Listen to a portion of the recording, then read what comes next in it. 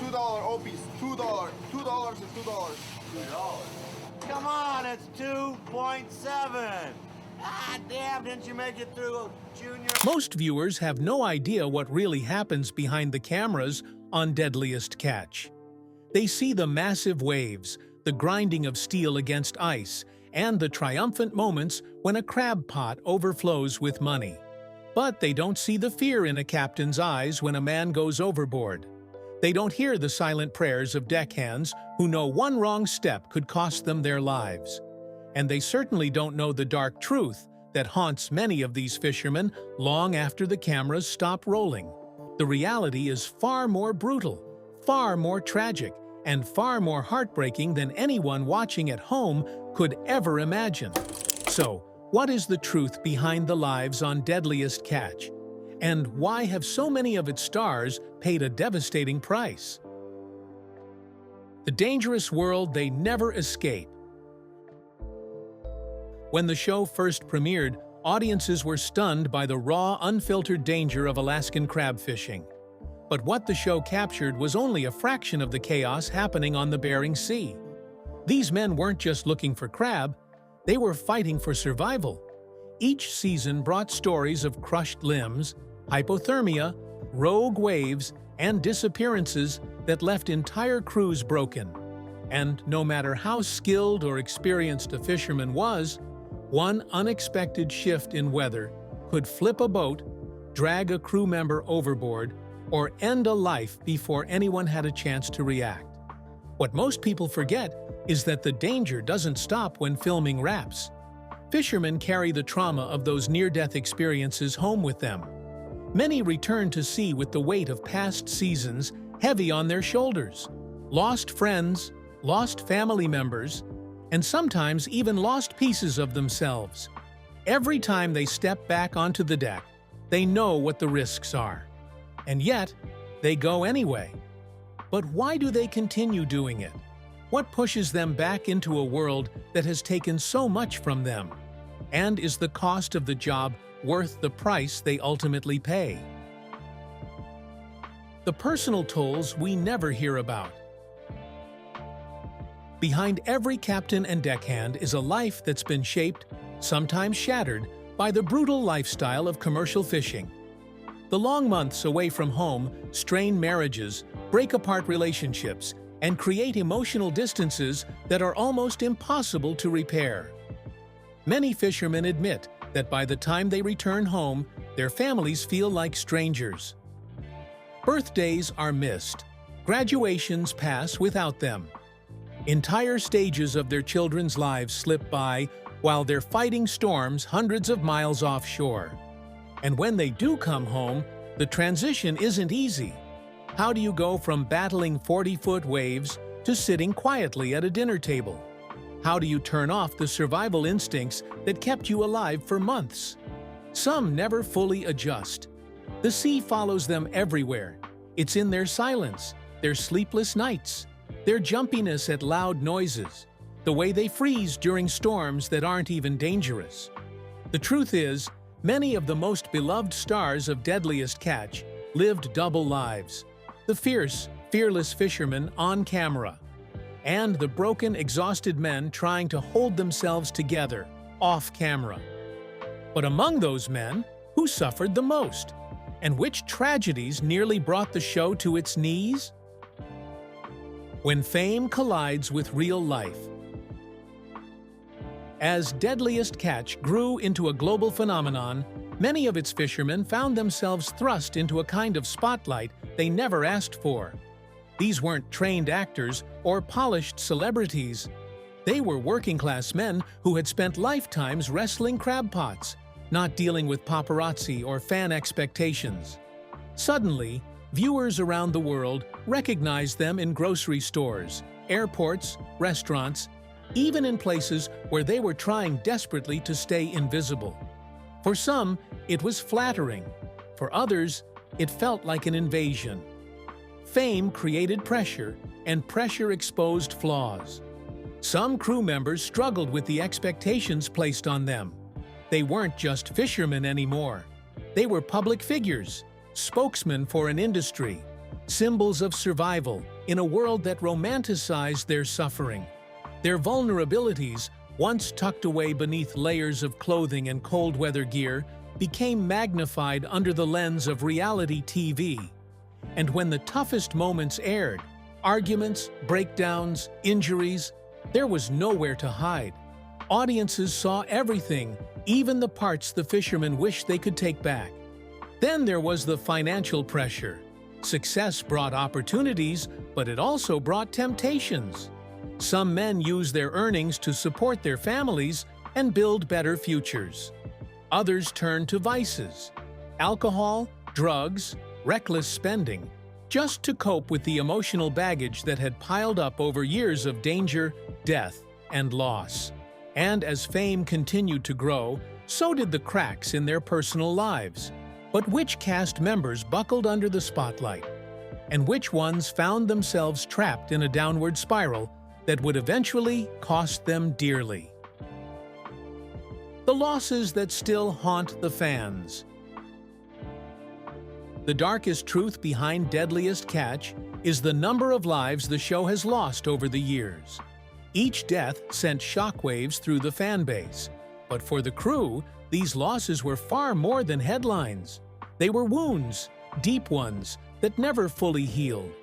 Many fishermen can still recall the exact moment they heard the news, the way their stomachs dropped, the long silence on the other end of the phone. These weren't just co-workers. They were brothers, men who had survived storms together, shared meals on deck, celebrated massive hauls, and stood shoulder to shoulder in moments that could have ended either of their lives. When a cast member died, fans often saw only the memorial episode or the brief tribute at the end of a season. But the reality behind the scenes was far more devastating. Crews had to return to the docks where their friend once stood. Boats left the harbor missing someone's laughter, someone's voice, someone's presence that couldn't ever be duplicated. Even the ocean seemed to change. Some captains described it as colder, quieter, angrier. And for the families left behind, the pain was immeasurable. The deaths didn't just affect morale, they reshaped the show forever. Producers had to make difficult decisions about whether to keep filming, how to honor the fallen, and how to protect the remaining men while still capturing the raw danger that made the series iconic. And for viewers at home, each tragedy became a painful reminder that Deadliest Catch wasn't entertainment. It was real life, lived at the edge of survival. But which tragedy left the deepest scar? And how did the cast manage to keep going when the sea seemed intent on taking everything from them? The mental toll. No one saw coming. What many viewers don't realize is that the real danger of Deadliest Catch isn't always the storms or the machinery. It's the psychological aftermath. Spending months at sea changes a person. The sleepless nights, the isolation, the constant awareness that one wrong movement could end your life, it all adds up, slowly wearing away at even the strongest men. Some cast members returned home as different people entirely, withdrawn, anxious, or unable to transition back into everyday life after living in survival mode. Several fishermen spoke openly about the crushing weight of depression that followed them off the boat. They would come home to family gatherings where they couldn't relate to anyone, or return to quiet houses that suddenly felt too still after the chaos of the sea. The adrenaline that once carried them through storms became an addiction, and when it was gone, it left a void that many didn't know how to fill. Some turned to substances. Others worked longer seasons. A few simply disappeared into Alaska's vast wilderness, choosing solitude over confrontation. But the most heartbreaking part? Many crew members suffered in silence. The crab fishing world often sees vulnerability as weakness, and generations of tough fishermen learned early on to bury their emotions beneath stoicism. Producers captured glimpses of this on camera, moments where a captain would stare out over the waves a little too long, or a deckhand would sit alone on the bow trying to collect himself. But viewers rarely understood just how deep that pain ran. And yet, with so much turmoil beneath the surface, how did the cast manage to keep risking their lives season after season, especially when some of them were already falling apart inside? The financial reality that broke many. While the show often highlighted big hauls and jackpot paydays, the truth about crab fishing is far less glamorous. For every successful season, there were 2 where profits barely covered fuel, bait, repairs, and crew wages. The margin between a record-setting year and complete financial disaster could be razor-thin. And for some cast members, the instability became too much to bear. Several fishermen invested everything they had into their boats, taking loans, refinancing homes, or risking their entire savings in hopes that the next season would pay off. But when crab quotas dropped or storms damaged vessels, these men were left staring down debts that felt impossible to overcome. A few even lost their boats, their businesses, or their marriages because the financial pressure became unbearable. Some cast members earned fame from the show, but not enough income to sustain their livelihoods outside of fishing.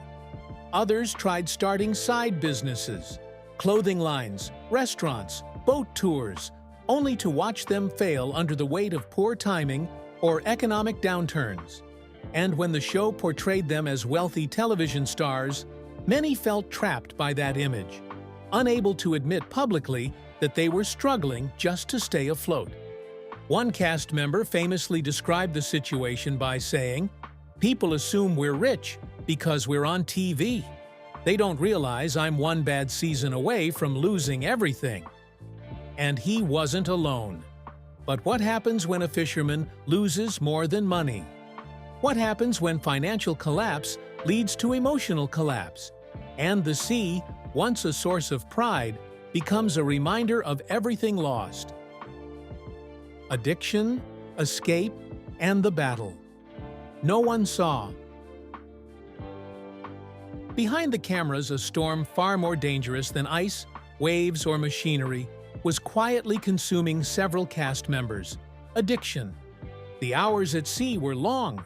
The stress was extreme. The physical pain was non-stop. And when the season ended, many crew members suddenly found themselves back on land with no schedule, no adrenaline, and no sense of direction. The body collapses when the danger disappears, and for some, substances became a way to fill that void. A few fishermen admitted later that the transition between chaos and calm was unbearable. They needed something, anything, to maintain the same level of intensity they lived with on deck. And once addiction took hold, it didn't let go easily. Some crew members checked into rehab. Others tried to hide their struggles from producers, family members, and the public. A few never overcame it, and their careers, relationships, and reputations crumbled silently behind the scenes. One cast member's friend once said he could survive the Bering Sea. He just couldn't survive the quiet. That quiet, the hollow space after danger, became the most threatening part of their lives. But as addictions worsened, so did the consequences. Arrests came. Public scandals surfaced. Fans were shocked. Producers scrambled to manage the fallout. And families, the people most affected, were left trying to pick up pieces the world never knew were broken. So how did the show respond when some of its biggest names began spiraling in ways that could no longer be ignored? When the cameras stop, the cost becomes real. The truth is, Deadliest Catch captured only a fraction of the hardship these men carried. Once filming wrapped, these fishermen were left to face the consequences alone: medical bills, emotional trauma, financial setbacks, and fractured family relationships. Unlike Hollywood actors, they didn't go back to cushy homes or controlled environments. They went back to boats held together by welding patches and hope. Some crew members returned home after each season only to discover they had missed birthdays, graduations, and anniversaries.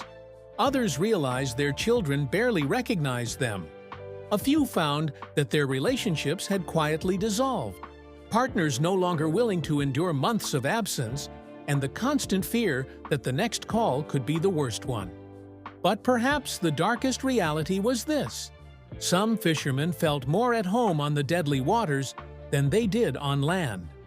On the sea, they had purpose, clear tasks, clear risks, and clear rewards. On land, everything blurred. Expectations felt overwhelming. Normal life felt foreign. Problems couldn't be solved with a wrench or a winch. This emotional disconnect pushed several cast members into isolation. They stayed on board longer. They chased more seasons.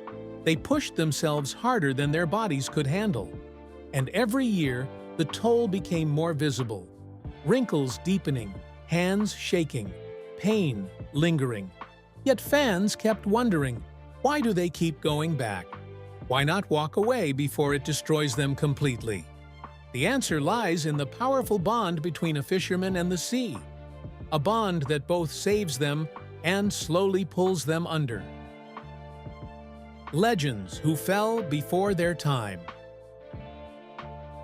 As Deadliest Catch grew into one of the most successful reality shows in TV history, fans became deeply attached to the captains and crews. These were not actors playing roles. They were real people risking their lives. Their victories felt earned, and their losses felt personal. That's why the tragedies that struck the cast over the years cut so deeply into viewers' hearts. They weren't watching a character disappear from a storyline. They were losing someone they had spent hundreds of hours with, someone whose struggles and triumphs they had witnessed up close. Some of the most heartbreaking losses came suddenly, without warning. A fisherman laughing on screen one season would be gone by the next, leaving families shattered and fans searching for answers. These deaths weren't glamorous, dramatic, or cinematic like Hollywood storms. They were quiet, devastating moments in real homes, far from the cameras that once followed them. Crew members spoke openly about the trauma of these losses. When they gathered on deck, even the toughest among them admitted they carried ghosts. A coffee cup sitting unused, a bunk left untouched, a pair of gloves no one wanted to move. These small reminders became painful memorials to men who had given everything to the sea. And as the seasons continued, each tragedy reshaped the show's culture. Fishermen who had once viewed themselves as invincible began questioning how long their bodies, minds, and families could survive the demands of this life. Captain after captain faced the same impossible question: how much can a man give before he has nothing left to give? But the sea doesn't pause for grief, and tragedy often struck again before the previous wounds had healed. Which leads us into an even deeper truth the show rarely discusses publicly. The sea doesn't forgive, and it never forgets. One of the darkest realities behind Deadliest Catch is that the sea is both the cast's greatest provider and their greatest threat. It gives them purpose, income, and pride, but it also takes relentlessly. Boats capsize, rogue waves strike without warning, lines snap under pressure, machinery fails at the worst possible moments, and in the middle of the Bering Sea, help is never minutes away. It is hours away, sometimes too far to matter. The stress of living with that knowledge changes a person. Fishermen learn to operate in a constant state of hyper-awareness, knowing one mistake could end everything. Their bodies adapt, their instincts sharpen, but their minds carry the weight of every close call, every emergency, every night when they lay awake, wondering if they would see their families again. One former deckhand once said, "You don't survive the Bering Sea, you bargain with it." And those bargains come with a cost the show can capture only in fragments. But underneath the danger lies something even more haunting. The sea keeps calling them back. Even after injuries, Even after trauma, even after burying friends, many fishermen return to the water. They say they can't breathe properly on land, that life feels too slow, too quiet, too empty. The danger somehow becomes their comfort. And that's where the unspoken tragedy of Deadliest Catch truly sits. For many of these men, the greatest risk isn't the sea itself, it's what happens when they try to leave it behind. Which brings us to one final truth that fans deserve to understand. When viewers watch an episode of Deadliest Catch, they see bravery, hardship, teamwork, and extraordinary perseverance. But what they don't see is the lifetime of physical and emotional wear carried by every single person on those boats. They don't see the empty chairs at family tables, the nights spent in hospital rooms, the silent battles with addiction, trauma, and loss. They don't see how many cast members struggled long after the cameras stopped rolling. Yet despite everything, the danger, the heartbreak, the tragedies, most of these fishermen would choose the same life again. Because for them, the sea isn't just a workplace. It's identity. It's legacy. It's the only place where they feel complete. But as the years pass, more fans are beginning to ask the same haunting question. How many more seasons can these men endure before the cost becomes too great? Thank you for watching. And if this episode moved you, consider supporting the people who work behind the scenes of the most dangerous job on television. And don't forget, take care of yourselves, hug your loved ones, and join us next time as we uncover the truth behind the stories you thought you knew.